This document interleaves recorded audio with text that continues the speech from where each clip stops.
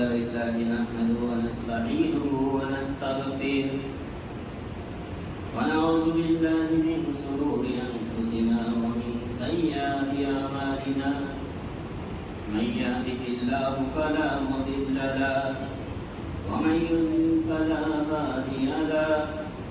وأشهد أن لا إله إلا الله وحده لا شريك له وأشهد أن محمدا عبده ورسوله أعوذ بالله من الشيطان الرجيم بسم الله الرحمن الرحيم يا أيها الذين آمنوا اتقوا الله حق تقاته ولا تموتن إلا وأنتم مسلمون يا أيها الناس اتقوا ربكم الذي خلقكم من نفس واحدة وخلق منها زوجها وبث منهما رجالا كثيرا ونساء واتقوا الله الذي تساءلون به والأرحام إن الله كان عليكم رقيبا يا أيها الذين آمنوا اتقوا الله وقولوا قولا سديدا يصلح لكم أعمالكم ويغفر لكم ذنوبكم ومن يطع الله ورسوله فقد فاز فوزا عظيما أما بعد فإن خير الحديث كتاب الله وخير الهدي هدي محمد صلى الله عليه وسلم وشر الأمور محدثاتها وكل محدثة بدعة وكل بدعة ضلالة وكل ضلالة في النار أعوذ بالله من الشيطان الرجيم من همزه ونفخه ونفسه بسم الله الرحمن الرحيم إن عدة الشهور عند الله 12 شهرا في كتاب الله يوم خلق السماوات والأرض منها 4 حرم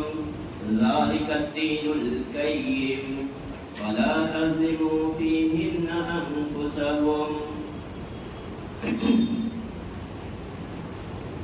وقال النبي صلى الله عليه وسلم أفضل الصيام بعد رمضان شهر الله المحرم وأفضل الصلاة بعد الفریضہ صلاۃ اللیل. تمام قسم کی تعریفات وحدہ لا شریک لائق و ذبح اللہ رب العالمین کے لیے جو خالق الکائنات مالک الارض السماء ہے، جو تنہا اور یکتا عبادت و پرستش کے لائق ہے، جس کے اندر عبادات کے معاملے میں کسی کو اس کے ساتھ شریک نہیں کیا جا سکتا، کسی کو اس کے ساتھ ساجی نہیں کیا جا سکتا، کسی اور کی عبادت و پرستش اس کے ساتھ نہیں کی جا سکتی، وہ اکیلا اور تنہا ہے. بعدہ بے شمار درود و سلام نازل بالمم تمام انبیاء رسول پر اور بالخصوص خاتم النبیین سید المرسلین حضرت محمد رسول اللہ صلی اللہ علیہ وسلم پر،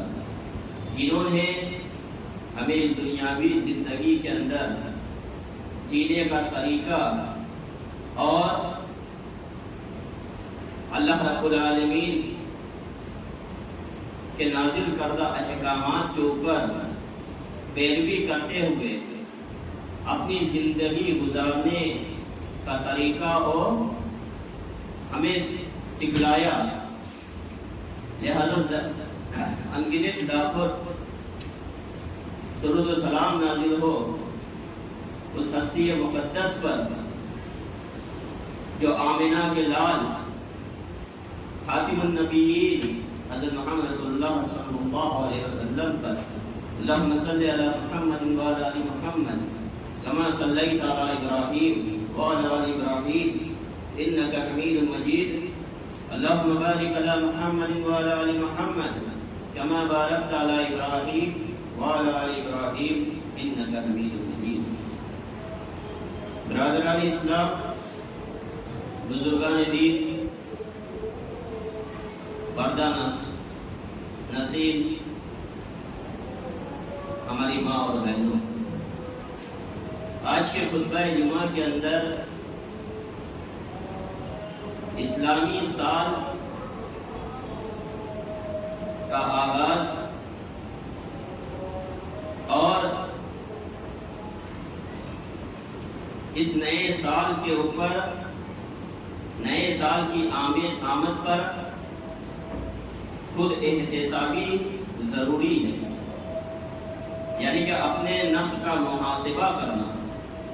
کہ ہم نے پچھلے سال کے اندر کیا کھویا اور کیا پایا ہے۔ لہذا اسلامی یہ جو سال ہے جو 1444 ہجری گزرا اور 1445 ہجری کے اندر ہم داخل ہوئے، 1445 ہجری کے اندر ہم داخل ہوئے اور آج محرم الحرام کی 2 تاریخ، لہذا یہ مہینہ جو ہے یہ اسلامی اعتبار سے سال کا پہلا مہینہ ہے۔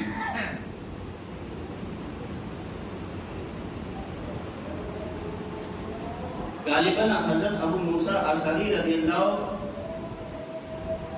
عنہ نے جب حضرت عمر فاروق رضی اللہ عنہ سے مشورہ طلب کیا کہ سال کا کوئی مہینہ ہونا چاہیے اور سال کی ابتدا کس واقعے سے کی جائے، تو حضرت عمر فاروق رضی اللہ عنہ کے دور خلافت کے اندر حضرت عمر فاروق رضی اللہ عنہ نے تمام صحابہ کرام کو جمع کیا، جمع کرنے کے بعد مشورہ طلب کیا کہ کوئی مہینہ اور کوئی ایسا واقعہ ہونا چاہیے جس سے ہم اسلامی سال کی ابتدا کر سکیں۔ لہذا تمام صحابہ کرام نے مشورہ دیا، الگ الگ مشورہ تمام لوگوں نے دیا۔ کسی نے کہا کہ نبی کریم صلی اللہ علیہ وسلم جب اس دنیا کے اندر تشریف لائے، جب پیدا ہوئے، اس کو نئے سال کی ابتدا وہاں سے کی جائے۔ کسی نے کہا کہ آپ صلی اللہ علیہ وسلم کو جب نبی بنایا گیا وہاں سے اس کی ابتدا کی جائے، لیکن آپ صلی اللہ علیہ وسلم جب پیدا ہوئے اس کے اندر اختلاف، لہذا جب پیدا ہوئے اختلاف تو نبوت کے اندر، نبوت کے تاریخ کے اندر بھی اختلاف، کیونکہ آپ صلی اللہ علیہ وسلم 40 سال کے اندر تمام انبیاء علیہ السلام کو نبی بنایا جاتا ہے۔ جب پیدائش کے اندر ہی اختلاف تو نبوت کے اندر بھی اختلاف، نبوت کے تاریخ کے اندر۔ اسی طرح کسی نے کہا کہ آپ جب معراج کے اوپر گئے لہذا اس سے سال کی ابتدا کی ہے۔ پھر کسی صحابی نے کہا کہ آپ صلی اللہ علیہ وسلم نے جب ہجرت کی اور محنت و مشقت اور تکلیف جو مکہ کی زندگی کے اندر تمام صحابہ علیہ السلام کے اوپر، وہ زندگی جس کے اندر بہت ہی زیادہ تکلیف اور پریشانی تھی، اس کو چھوڑ کر جب صحابہ کرام نے ہجرت کی اور نبی کریم صلی اللہ علیہ وسلم نے جب ہجرت کی اور مدینہ پہنچے، لہذا وہاں سے سال کی ابتدا کی ہے۔ تو یہ مشورہ تمام صحابہ کرام اس کے اوپر متفق ہوئے اور یہاں سے سال کی ابتدا کی گئی، ہجری سال۔ اسی لیے اسلامی سال کو ہجری سال کہا جاتا ہے۔ ہجرت سے اس کی ابتدا کی گئی اور آج 1444 ہجری ہجرت کیے ہوئے آپ صلی اللہ علیہ وسلم کو گزر گئے، 1444 ہجری، اور 1445 ہجری کے اندر ہم داخل ہوئے۔ لہذا اللہ رب العالمین نے قرآن مجید کے اندر سورہ توبہ سورہ نمبر 9 پارہ نمبر 10 آیت نمبر 36 کے اندر اللہ رب العالمین نے اس کا نقشہ کھینچا اور اللہ رب العالمین نے بتایا کہ سال جو ہے وہ 12 مہینے کے ہوتے ہیں، سال جو ہے وہ 12 مہینے کے ہوتے ہیں، اور ان 12 مہینوں کے اندر 4 مہینے حرمت والے ہیں۔ ان عدت الشہور عند اللہ 12 شہرا فی کتاب اللہ۔ اللہ رب العالمین کے کتاب کے اندر، لوح محفوظ کے اندر یہ بات لکھی گئی ہے کہ سال جو ہے وہ 12 مہینے سے ابتدائے آفرینت سے لے کر جب سے اللہ رب العالمین نے دنیا کو بنایا یہ ایسے ہی چلتا آ رہا ہے۔ لہذا سال جو ہے وہ 12 مہینے کے، منہا اربعۃ حرم، اس میں 4 مہینے حرمت والے ہیں، اس میں 4 مہینے جو ہیں بہت ہی زیادہ حرمت والے ہیں، ان کا احترام کیا جائے، اس کے اندر لڑائی اور جدال نہ کیا جائے، گالی و گلوچ نہ دیا جائے، ایک دوسرے کا خیال رکھا جائے۔ لہذا وہ 4 مہینے حرمت والے ہیں۔ ذالک الدین القیم، یہی سیدھا دین ہے۔ اور آپ اللہ رب العالمین نے اس آیت کریمہ کے اندر آگے ارشاد فرمایا فلا تظلموا فیہن انفسکم، ان 4 مہینوں کے اندر تم اپنے نفسوں کے اوپر ظلم و ستم نہ کرو۔ اس کا مطلب یہ نہیں کہ سال کے 4 مہینے کو چھوڑ کر باقی 8 مہینے کے اندر اپنے نفس کے اوپر ظلم و ستم کرنا جائز ہے، ایسا ہرگز نہیں، کیونکہ اللہ رب العالمین نے تمام مہینوں کے اندر، تمام وقتوں کے اندر، تمام دنوں کے اندر نفس کے اوپر ظلم کرنے کو حرام قرار دے دیا، لیکن اس چیز کچھ زیادہ فضیلت اور اہمیت کو واضح کرتے ہوئے اللہ رب العالمین نے یہ 4 مہینے اس کی وضاحت کی۔ جیسے احادیث مبارکہ کے اندر یہ بات بتائی گئی کہ حافظوا علی الصلاۃ والصلاۃ الوسطی، نماز کی حفاظت کرو، خاص طور سے بیچ والی نماز کی، بیچ والی نماز کی خاص طور سے اللہ کے رسول صلی اللہ علیہ وسلم نے کہا کہ اس کی خاص طور سے حفاظت کرو۔ جب تم اس کی حفاظت کرو گے، اور محدثین کرام نے فرمایا صلاۃ الوسطی سے مراد نماز عصر ہے۔ نماز عصر ہے، نماز عصر وہ وقت ہوتا ہے کہ لوگ اپنے کاروبار کے اندر مشغول ہوتے ہیں، لہذا جب وہ کاروبار کے اندر جب مشغول ہوتے ہیں، اس وقت کے اندر جب وہ نماز کے لیے وقت نکالیں گے، اس کی حفاظت کریں گے، اس کے اوپر مداومت اختیار کریں گے، تو یقیناً وہ اور نمازوں کے لیے بدرجہ اولا اس کے اوپر مداومت اختیار کریں گے۔ اسی طرح اللہ رب العالمین نے اس آیت کریمہ کے اندر کہا 4 مہینے حرمت والے ہیں، اور اس کے اندر اپنے نفسوں کے اوپر ظلم کرنا حرام ہے۔ لہذا وہ 4 مہینے حرمت والے کون سے ہیں؟ نبی کریم صلی اللہ علیہ وسلم نے اس کے بھی وضاحت کی، کہا کہ وہ 4 مہینے جو ہیں ذوالقعدہ، ذوالحجہ و محرم متوالیات، یہ 3 مہینے جو ہیں پے در پے ہیں۔ ذوالقعدہ، ذوالحجہ، محرم اسلامی اعتبار سے اگر کہا جائے تو 10واں 11واں مہینہ، 12واں مہینہ اور سال کا پہلا مہینہ، یہ 4 مہینے، اس کے اندر 3 مہینے پے در پے آتے ہیں۔ یہ اس وجہ سے کہ ذوالحجہ کے اندر حج ادا کیا جاتا ہے، یہ بہت بڑی عبادت ہے، تو حاجی حضرات سکون اور اطمینان کے ساتھ اپنے سفر کو طے کر سکے۔ 1 مہینہ آگے اور 1 مہینے پیچھے کا بھی ملا لیا گیا اس کے اندر، تاکہ ان کے اوپر کسی بھی قسم کا حملہ نہ ہو، ان کی جان و آبرو محفوظ ہو، وہ صحیح سالم اس فرض کو ادا کر سکے۔ لہذا نبی کریم صلی اللہ علیہ وسلم نے فرمایا یہ 3 مہینے پے در پے ہیں، اور 1 مہینہ جو ہے وہ رجب المضر کا ہے، رجب المرجب کا ہے، جو آتا ہے الذی بین جمادی الاخری و شعبان۔ چوتھا مہینہ جو حرمت کا ہے وہ رجب المرجب کا ہے، رجب المضر کا ہے، جو جمادی الاخری اور شعبان کے درمیان آتا ہے۔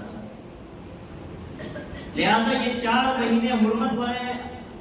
نبی کریم صلی اللہ علیہ وسلم نے اس کی وضاحت کی، اور یہ 4 مہینے حرمت والے قرار پائے۔ اب ہمیں دیکھنا یہ کہ ہجری سال کی نئے سال کی آمد، اور اس نئے سال کے اندر خاص طور سے اس کے اندر جو دن بنتے ہیں، انگریزی مہینے کے اندر تو ہم تمام لوگوں کو معلوم ہے کہ 365 دن ہوتے ہیں، لیکن اسلامی سال کے اندر جو ہجری سال کے دن ہوتے ہیں وہ غالباً 354 یا 55 دن ہوتے ہیں۔ 354 یا 55 دن ہوتے ہیں ہجری سال کے اعتبار سے، اور اس ایام کے اندر شریعت اسلامیہ نے یہ جو ہجری سن منتخب کیا گیا، یہ ہجری سن اس لیے منتخب کیا گیا تاکہ ہم جان سکیں کہ آپ صلی اللہ علیہ وسلم کی ہجرت کو کتنے سال ہوئے، اور اسلام جو پنپا جو مدینہ کے اندر جہاں پر کل کے صحابہ کرام نے دین کی تبلیغ کی، لہذا اس وجہ سے اس کو منتخب کیا گیا۔ ایسا نہیں کہ اس کو اس لیے منتخب کیا گیا کہ نئے سال آئے اور ہم اس کا استقبال کریں اور استقبال کے اندر ہم خوشی منائیں، اس کی ہمیں کسی بھی صحیح احادیث سے مبارکہ سے ہمیں اس کی دلیل نہیں ہے۔ لہذا نئے سال کے اوپر ہمیں دیکھنا یہ ہے کہ ہم نے جو گزشتہ سال گزر گیا اس کے اندر ہم نے اپنے رب کو کتنا راضی کیا اور کتنا ناراض کیا۔ ہمیں اپنے خود احتسابی کرنی ہے، اپنے نفس کا جائزہ لینا ہے، اپنے نفس کا محاسبہ کرنا ہے کہ پچھلے سال کے اندر جس کے اندر اللہ رب العالمین کہ وہ بیش قیمتی مہینے بھی آئے، جس مہینے کے اندر ہم نے بہت ساری عبادتیں سر انجام دی، چاہے وہ رمضان المبارک کا مہینہ ہو یا اسی طرح ذی الحجہ کا مہینہ ہو۔ ذی الحجہ کے مہینے کے اندر بھی بہت ساری عبادتوں کو اللہ رب العالمین نے جمع کر دیا۔ رمضان المبارک کا وہ مہینہ جس مہینے کی فضیلت قرآن مجید کی نزول کی وجہ سے اللہ رب العالمین نے اس کو بھی واضح کیا۔ اس مہینے کے اندر ہم نے تمام تر عبادتیں سر انجام دی، اللہ رب العالمین کو راضی کرنے کی کوشش کی، اللہ رب العالمین کی رضا جوئی کے لیے، اللہ رب العالمین کا تقرب حاصل کرنے کے لیے، اور اللہ رب العالمین ہم سے راضی ہو جائے، اس وجہ سے ہم نے عبادتیں سر انجام دی۔ اس مہینے کے اندر جو مسجد رمضان المبارک سے پہلے ویران تھی وہ آباد دکھنے لگ گئی، لیکن اس کے بعد جیسے ہی سوال کا چاند نظر آتا ہے، جیسے ہی سوال کا چاند نظر آتا ہے، پھر وہ مسجد ویسے ہی ویران ہو جاتی ہے جیسے کہ سابان کے اندر ویران نظر آتی ہے۔ پھر ہم اسی راہ کے اوپر گامزن ہو جاتے ہیں جس راہ کے اوپر ہم رمضان المبارک کے اوپر گامزن تھے۔ تھوڑی بھی چینجنگ، تھوڑے بھی اپنی زندگی کے اندر ہمیں تبدیلی نظر نہیں آتی۔ ایسے ہی یہ ماہ و سال گزرتے چلے جاتے ہیں، یہ ماہ و سال آتے ہیں اور جاتے ہیں، اور اسی طرح آتے اور جاتے رہیں گے۔ یہ ماہ و سال نہیں رکنے والے، ہماری زندگی رک جائے گی، ایک دن ہمیں اس دنیا سے رخصت ہو جانا ہے، ایک دن ہمیں اس دنیا سے چلے جانا ہے، لیکن یہ ماہ و سال اسی طرح بتدریج بالترتیب آتے اور جاتے رہیں گے۔ اگر خوشی منانا ہوتا اس کے استقبال کے اندر، اس کے استقبال کے اندر خوشی منانا ہوتا، اگر کوئی چیز، اگر پچھلے جو ماضی کا سال گزرا اس ماضی کے سال کے اندر اگر ہم کسی مصیبت کے اندر مبتلا تھے، کسی بیماری کے اندر مبتلا تھے، یہ نیا سال آنے کی وجہ سے وہ مصیبت، وہ پریشانی، وہ بیماری اگر ہم سے رخصت ہو جاتی ہے تو پھر ہم ایک وجہ بنتی ہے کہ ہم خوشی منائیں، یا مستقبل کا سال جو آنے والا ہے اس مستقبل کے سال کے اندر، آنے والے سال کے اندر ہمیں بہت ساری نعمتوں ملنے والی ہے۔ اگر اس کا امکان ہو کہ آنے والے سال کے اندر ہمیں بہت ساری نعمتوں اللہ رب العالمین کی طرف سے بہت ساری نعمتیں ملنے والی ہے، تو پھر ہم آنے والے سال کا استقبال کریں، اس کے آمد کا استقبال کریں۔ لیکن یہ سال، یہ دن، یہ گھنٹے، یہ دن و رات، یہ مہینے اور یہ ہر لمحے ایسے ہی آتے جاتے رہیں گے، یہ ایسے ہی آتے جاتے رہیں گے، اور اس کے آنے اور جانے کو کوئی روک نہیں سکتا۔ انسان کی دھڑکنیں رک جائے گی، انسان کی سانسیں رک جائے گی، وہ اس دنیا سے رخصت ہو کے چلا جائے گا، ہمیں اس بات کا جائزہ لینا ہے اس نئے سال کے اندر، اسلامی نئے سال کے اندر، کہ ہم نے پچھلے جو سال گزرے ہم نے اللہ رب العالمین سے اگر عہد کیا، عہد و پیمان کیا کہ ہم اب ایسا کوئی کام سر انجام نہیں دیں گے جو اللہ رب العالمین کو ناراض کرنے والے ہیں، جو نبی کریم صلی اللہ علیہ وسلم کے بتائے ہوئے طریقے کار سے مختلف ہیں، ہم ایسا کام سر انجام نہیں دیں، اس کا ہم نے عہد و پیمان کیا، اور وہ دن گزرتے، وہ مہینے گزرتے، اگر ہم نے اس عہد و پیمان کا پاس و لحاظ نہیں رکھا تو یقیناً ہم ناکامیاب و نامراد ہیں، ہم کامیاب ہونے والے نہیں ہیں۔ لہذا یہ نیا سال کے اندر ہمیں اپنے نفس کا محاسبہ کرنا ہے، اور اللہ رب العالمین نے خطبہ مسنونہ کے بعد خطبہ حاجت کے اندر، ہر جمعے کے اندر، ہر مجلسوں کے اندر یہ آیتیں تلاوت کی جاتی ہے، یا ایھا الذین آمنوا اتقوا اللہ حق تقاته ولا تموتن الا وانتم مسلمون۔ اے ایمان والو، اللہ رب العالمین سے ویسے ڈرو جیسے کہ اس سے ڈرنے کا حق ہے، اور تم کو موت نہ آئے اس حال میں کہ تم مسلمان ہو۔ صحابہ کرام رضی اللہ علیہ اجمعین جب یہ آیت نازل ہوئی تو پریشان حال ہو گئے، پریشان حال ہو گئے، کہا کہ ہم اللہ سے تو ڈرتے ہیں، لیکن جیسے اللہ سے ڈرنے کا حق ہے، جیسے اللہ سے ڈرنے کا حق ہے، ویسے تو ہم نہیں ڈرتے، ویسے ہم نہیں ڈر سکتے۔ اللہ رب العالمین سے ڈرنے کا حق کیا ہے؟ یہ بہت ہی سخت بات کہ جیسے کہ اللہ رب العالمین سے ڈرنے کا حق ہے، پھر اللہ رب العالمین نے امت مسلمہ کے اوپر اللہ رب العالمین نے اپنے نعمتوں کو نچھاور کیا، اور اللہ رب العالمین نے دوسری آیت کریمہ کے اندر فرمایا فاتقوا اللہ ما استطعتم۔ اللہ رب العالمین سے اتنا ڈرو جتنا تم استطاعت رکھتے ہو، جتنی تمہارے اندر طاقت ہے، جتنا تم ڈر سکتے ہو۔ لہذا اللہ رب العالمین سے اتنا ڈرو، لا یکلف اللہ نفسا الا وسعها۔ اللہ رب العالمین کسی بھی نفس کو، کسی بھی جان کو اس کے طاقت سے زیادہ اس کے اوپر کسی چیز کا بوجھ نہیں ڈالتا، اللہ رب العالمین اس کو مکلف نہیں کرتا۔ لہذا اللہ رب العالمین جانتا ہے۔ صحابہ کرام نے کہا کہ ہم اللہ رب العالمین کی عبادت و ریاضت کرتے ہیں، جو ہمارے اوپر فرائض اس کو سر انجام دیتے ہیں، یہ تمام چیزیں اللہ رب العالمین کی رضا جوئی کے لیے، اللہ رب العالمین کے تقرب کے لیے ہم سر انجام دیتے ہیں، اللہ رب العالمین سے ڈرتے ہیں، لیکن جتنا ڈرنے کا حق ہے تو اللہ رب العالمین نے یہ ڈھیل دی کہ جتنی تمہاری طاقت ہو اتنا تم اللہ رب العالمین سے ڈرتے رہو، اتنا تم اللہ رب العالمین سے ڈرتے رہو گے تو اللہ رب العالمین یقیناً تمہیں معاف کرنے والا ہے۔ ایک انسان اس دنیاوی زندگی کے اندر اللہ رب العالمین کی عبادت کرتا ہے، اور پوری زندگی وہ عبادت سر انجام دیتا رہتا ہے۔ یہاں پہ ایک بہت ہی نقطے کی بات بتانا چاہتا ہوں، پوری زندگی وہ اللہ رب العالمین کی عبادت سر انجام دیتا ہے، اور ایک انسان ہوتا ہے جو اللہ رب العالمین کی نافرمانی کرتا ہے۔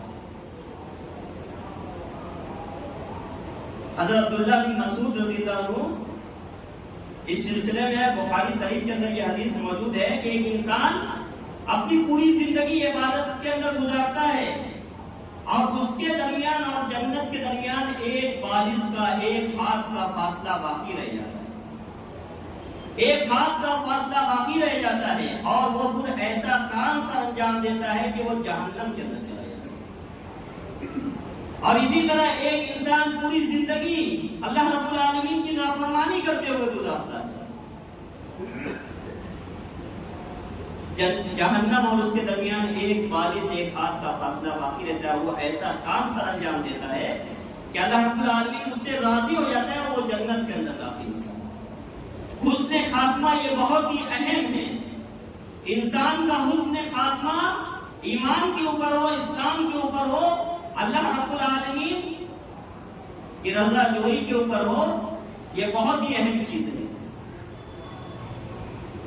یہ بہت ہی زیادہ اہم چیز ہے۔ لہذا انسان پوری زندگی عبادت کرتا ہے، عبادت سر انجام دیتا ہے، لیکن اس کے اندر ریا پایا جاتا ہے، اس کے اندر نمود پایا جاتا ہے، اس کے اندر دکھلاوا پایا جاتا ہے۔ وہ عبادت سر انجام تو دیتا ہے، لیکن وہ یہ سوچتا ہے کہ مجھے بہت بڑا عابد کہا جائے، مجھے بہت بڑا عابد کہا جائے، مجھے بہت زیادہ متقی اور پرہیزگار کہا جائے۔ لہذا وہ عبادت سر انجام دیتا رہتا ہے، لیکن اسے نہیں معلوم کہ اسی کی موت کب آنے والی ہے، اسے نہیں معلوم کہ اسے اس دنیا سے کب رخصت ہو جانا ہے۔ لہذا جب وہ عبادت سر انجام دیتا ہے اور دکھلاوا، نمود، ریاکاری اس کے عبادت کے اندر موجود ہوتی ہے، تو آخری وقت کے اندر وہ ایسا کام سر انجام دے کر بیٹھتا ہے کہ جس سے وہ جہنم کے اندر چلا جاتا ہے، جہنم کے اندر وہ چلا جاتا ہے۔ اسی طرح ایک انسان اللہ رب العالمین کی نافرمانی کرتا ہے، لیکن نافرمانی کرنے کے بعد وہ اللہ رب العالمین سے توبہ کرتا ہے، اللہ رب العالمین سے دعا کرتا ہے، اور وہ گناہ چھوڑنے کا ارادہ کرتا ہے، پھر اس سے وہ نافرمانی ہو جاتی ہے، پھر وہ توبہ کرتا ہے، ارادہ کرتا ہے، ایسا اس کی زندگی گزر و بسر ہوتی چلی جاتی ہے، ایسے ہی اس کے دنوں نحال اس کے گزرتے چلے جاتے ہیں، اور آخری وقت اس کا آتا ہے تو وہ ایسا کام سر انجام دیتا ہے کہ اللہ رب العالمین اس سے پھر اس کام سے راضی ہو جاتا ہے، اس کام سے راضی ہو جاتا ہے، اور اللہ رب العالمین اسے جنت نصیب فرما دیتا ہے۔ لہذا کوئی اگر بہت ہی زیادہ عبادت گزار ہو تو اسے اپنے عبادت کے اوپر اکڑنا نہیں چاہیے، اسے اپنی عبادت کے اوپر گھمنڈ نہیں کرنا چاہیے، اسے یہ نہیں سوچنا چاہیے کہ ہم بہت ہی زیادہ اللہ رب العالمین کے پرہیزگار ہیں، ہم اللہ رب العالمین کے اوپر یہ عبادت کر کے نعوذ باللہ اللہ کے اوپر احسان کر رہے ہیں۔ لہذا اس کے دلوں کے اندر یہ چیز نہیں آنی چاہیے، اور جو اللہ کے نافرمان بندے نظر آتے ہیں ان کو حقیر نہیں سمجھنا چاہیے، ان کو حقیر نہیں بلکہ ان کے لیے دعا کرنی چاہیے کہ اللہ رب العالمین اس بندے کو بھی صراط مستقیم کے اوپر گامزن کر دے، اس کے لیے اس کے حق کے اندر دعا کرتے چلے جانا چاہیے۔ لہذا اللہ رب العالمین نے آیت مبارکہ کے اندر یہ بات بتائی کہ انسان جو بھی عمل کرے گا، وَمَن يَعْمَلْ مِثْقَالَ ذَرَّةٍ خَيْرًا يَرَهُ وَمَن يَعْمَلْ مِثْقَالَ ذَرَّةٍ شَرًّا يَرَهُ، جو بھی وہ اس دنیا کے اندر بوئے گا، جو بھی نیک اعمال کرے گا وہ اس کو دیکھ لے گا، اللہ رب العالمین اس کو اس کی جزا دینے والا ہے، اور جو برا عمل کرے گا، بد عمل کرے گا، یقیناً اس کا بھی اس کو بدلہ ملنے والا ہے۔ اذا جاء اجلهم لا، جب انسان کے زندگی کا وقت ختم ہو جاتا ہے اور اس کی موت آنے والی ہوتی ہے، لا يسأل ساعة ولا يستقدمون، تو اس کو ایک لمحہ بھی نہ ہی جلدی کیا جاتا ہے اور نہ ہی اس کو تاخیر اس کے اندر کی جاتی ہے، نہ ہی مقدم کیا جاتا ہے اور نہ ہی مؤخر کیا جاتا ہے۔ جب وقت آ جاتا ہے اسی وقت کے اوپر اسے اس دنیا سے رخصت ہونا ہے۔ لہذا یہ وقت اس بات کا جائزہ لینے کا ہے کہ ہماری عبادت کے طریقے اور دوسرے کام کتنے درست اور خالص ہیں، جو عبادت ہم سر انجام دیتے ہیں وہ عبادت کتنی خالص ہے، کیا اس عبادت کے اندر ریا نمود تو نہیں، اس بات کا جائزہ لینا ہے۔ ہم سے جو لمحات جدا ہو چکے وہ لمحات کبھی واپس آنے والے نہیں، وہ لمحات کبھی ہم اس لمحات کو واپس نہیں لا سکتے، جو ہم سے غلطیاں سرزد ہو گئی وہ غلطیاں سرزد ہو گئی، جو گناہ ہم سے ہو گئے وہ گناہ ہو گئے۔ اب ہم اللہ رب العالمین سے دعا کر سکتے ہیں، اپنے گناہوں کے اوپر نادم و شرمندہ ہو سکتے ہیں۔ اللہ رب العالمین کی ذات غفور رحیم معاف کرنے والی ذات ہے، اگر ہم نے عزم مصمم کر لیا اور ہم نے اپنے نفس کا محاسبہ کر لیا، حاسبوا قبل ان تحاسبوا، اپنے نفس کا محاسبہ کر لو اس سے پہلے کہ تمہارا حساب و کتاب لیا جائے، تمہارا حساب و کتاب کیا جائے کل بروز قیامت، اس سے پہلے اپنے نفس کا محاسبہ کر لو۔ لہذا ہمیں اپنے عبادت کو دیکھنے کی ضرورت ہے۔ ہر ایک لمحے، ہر ایک منٹ، ہر ایک لمحات ہمیں اپنے موت سے قریب کر رہا ہے۔ یہ جو نیا سال آ رہا ہے، یہ جو ماہ و سال گزر رہے ہیں، یقیناً یہ ہمیں اس بات کی تلقین کر رہے ہیں کہ ہمارے زندگی کا وقت گزر رہا ہے اور ہمیں اپنے موت سے یہ لمحات، یہ وقت، یہ ماہ و سال ہمیں اپنے موت سے اور زیادہ قریب کر رہے ہیں۔ یہ گزرتے ہوئے ماہ و سال ہمیں اپنے موت سے اور زیادہ قریب کر رہا ہے، لہذا ہمیں خوش ہونے کے بجائے ہمیں زیادہ سے زیادہ اپنے محاسبے کی فکر میں لگ جانا چاہیے کہ ہمیں اپنے نفس کا جائزہ لینا ہے، ہمیں اپنے نفس کا جائزہ لینا ہے کہ ہم نے اس گزرے ہوئے سال کے اندر اللہ رب العالمین کے کو کتنا راضی کیا، کیا ہم نے اس زندگی میں اللہ کے دیے ہوئے فرائض کو ادا کیا کہ نہیں کیا۔ اللہ رب العالمین نے ہمارے اوپر جو 5 وقتہ نمازیں فرض کی، جو 5 وقتہ نماز ایک مسلمان عاقل و بالغ کے اوپر فرض ہے، اور کسی بھی حالات کے اندر ایک مسلمان کے اوپر جو نماز فرض کی گئی ہے وہ معاف نہیں ہے، وہ معاف نہیں ہے۔ اگر کسی نے جان بوجھ کر نماز چھوڑ دی، من ترک الصلاۃ متعمدا فقد کفر، جان بوجھ کر نماز اس نے چھوڑ دی تو یقیناً اس نے کفر کا کام کیا۔ لہذا اللہ رب العالمین کی عبادت، اللہ رب العالمین کے فرائض کو ہم نے سر انجام دیا یا نہیں دیا، یہ اپنے نفس کو ٹٹولنے کی ضرورت ہے۔ ہم نے حقوق العباد کو صحیح طریقے سے ادا کیا کہ نہیں؟ ہم نے گزشتہ سال حقوق العباد، جو رشتہ داروں کے حقوق ہیں، جو پڑوسیوں کے حقوق ہیں، جو اعزاء و اقارب کے حقوق ہیں، جو والدین کے حقوق ہیں، جو بھائی بہن کے حقوق ہیں، جو میاں بیوی کے حقوق ہیں، جو والدین بچوں کے حقوق ہیں، ان تمام حقوق کو ہم نے صحیح طریقے سے ادا کیا کہ نہیں کیا؟ ہمیں اس بات کا جائزہ لینا ہے۔ ہم نے اپنے خاندانی حقوق صحیح طریقے سے ادا کیے کہ نہیں کیے؟ ہم نے اپنے معاشرے کے حقوق، ہم نے اپنے معاشرے کو حقوق، اس کے تعلق سے ہم نے اپنا حق ادا کیا کہ نہیں کیا؟ ہم نے اللہ رب العالمین کا فرض ادا کیا کہ نہیں کیا؟ اسی طرح ہر وہ چیز جو اللہ رب العالمین نے ہمارے اوپر حرام قرار دے دی، ہر وہ چیز جو اللہ رب العالمین نے ہمارے اوپر حرام کی، کیا ہم نے اس سے ہم بچے کہ نہیں بچے؟ جو چیز اللہ رب العالمین نے ہمارے اوپر حرام کی، کیا ہم اس سے بچے کہ نہیں بچے؟ ہمیں اس کی فکر کرنے کی ضرورت ہے، ہمیں اس کی فکر کرنے کی ضرورت ہے۔ نبی کریم صلی اللہ علیہ وسلم نے فرمایا اعمال کے تعلق سے، انما الاعمال بالخواتیم، یعنی کہ اعمال کا دار و مدار جو ہے وہ خاتمے کے اوپر ہے۔ انسان کا خاتمہ اگر درست ہوگا، اسلام کے اوپر ہوگا، تو یقیناً وہ کامیاب ہوگا۔ بخاری شریف کی جو پہلی حدیث ہے، انما الاعمال بالنیات، عمل کا دار و مدار نیتوں کے اوپر ہے، لہذا یہ حدیث بھی بہت جامع حدیث ہے کہ انما الاعمال بالخواتیم، اعمال کا دار و مدار جو ہے وہ خاتمے کے اوپر ہے۔ حسن خاتمہ انسان کا ہوتا ہے کہ نہیں ہوتا ہے؟ حسن خاتمہ اس کا ہو رہا ہے کہ نہیں ہو رہا ہے؟ لہذا اس کو دیکھنے کی ضرورت ہے۔ اسی طرح امتحان، یہ جو ہے یہ دارالامتحان ہے،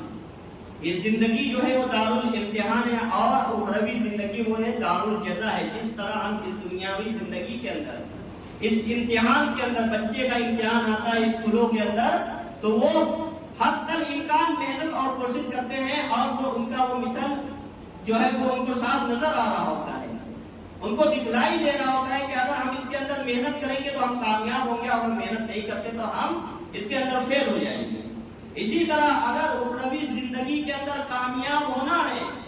تو اللہ رب العالمین کی عبادت کو سر انجام دینا ہوگا، نبی کریم صلی اللہ علیہ وسلم کے بتائے ہوئے طریقے کار کے اوپر اپنی زندگی کو گزارنا ہوگا۔ اگر ہم نے اس طرح زندگی گزاری ہوگی اور اپنے ایک ایک دن کا، ایک ایک لیل و نہار کا، ایک ایک ماہ کا اگر ہم نے اپنا حساب و کتاب کیا ہوگا، اور اپنی عبادتوں کے اندر دو چیزیں دو چیزیں اگر اس کے اندر پائی جاتی ہو، ایک جو ہے جو عبادت ہو وہ خالص ہو، عبادت جو ہو وہ خالص ہو، اس کے اندر کسی بھی چیز کی آمیزش نہ ہو، ملاوٹ نہ ہو، اور دوسری چیز اللہ رب العالمین سے جو تعلق آپ کا ہو وہ تعلق آپ کا مضبوط ہو۔ اگر اللہ سے تعلق مضبوط ہوگا تو اللہ رب العالمین کا ڈر ہوگا، اگر اللہ رب العالمین کا ڈر ہوگا تو آپ کی عبادت خالص ہوگی، اگر آپ کی عبادت خالص ہوگی تو یقیناً انشاءاللہ آپ کا حسن خاتمہ ہونے والا ہے، اور حسن خاتمہ اگر آپ کا ہو گیا تو یقیناً آپ کامیاب ہونے والے ہیں۔ اللہ رب العالمین سے دعا ہے کہ اللہ رب العالمین ہم تمام مسلمانوں کو اللہ رب العالمین کی زیادہ سے زیادہ عبادت و ریاضت کرنے کی توفیق عنایت فرمائے۔ یا بار الہ ہم تمام مسلمانوں کو خالص عبادت کرنے کی توفیق عنایت فرمائے۔ یا بار الہ جو گزشتہ سال جو گزرا اس کے اندر ہم سے جو بھی غلطیاں سرزنش اور جو بھی ہم سے کوتاہیاں ہوئی ان تمام گناہوں کو معاف فرما۔ یا بار الہ ہم تمام مسلمانوں کو آئندہ سال جو نیا سال یہ داخل ہوا ہے اس کے اندر ہمیں زیادہ سے زیادہ اپنی عبادت کرنے کی اور نبی کریم صلی اللہ علیہ وسلم کے بتائے ہوئے طریقے کار کے اوپر زندگی گزارنے کی توفیق عنایت فرما۔ یا بار الہ ہم تمام مسلمانوں کو حقوق العباد جو بندوں کے حقوق ہیں ان تمام حقوقوں کو ادا کرنے کی توفیق عنایت فرما۔ یا بار الہ ہم تمام مسلمانوں کو جب تک اس دار پانی کے اندر زندہ رکھنا ہے اصلاح پر باقی رکھ اور ہمارا خاتمہ کرنا لا الہ الا اللہ محمد رسول اللہ۔ بارک اللہ لنا ولکم فی القرآن الحکیم وإیاکم بالآیات والذکر الحکیم۔ اشرقت نفسي بنور من فؤادي حينما رددت يا رب العباد